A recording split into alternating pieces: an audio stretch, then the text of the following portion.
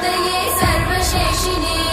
सुलभाय सुशीलाय वेङ्कटेशाय मङ्गलम् परस्मै ब्रह्मणे पूर्णकामाय परमात्मने प्रयुञ्जे परतत्त्वाय वेङ्कटेशाय मङ्गलम् आकालतत्त्वमशान्तमात्मनामनुपश्यताम् अतृप्त्यमृतरूपाय वेङ्कटेशाय मङ्गलम् प्रायस्वचरणौ पुंसां शरण्यत्वेन पाणिना कृपया दिशते श्रीमद् वेङ्कटेशाय मङ्गलम्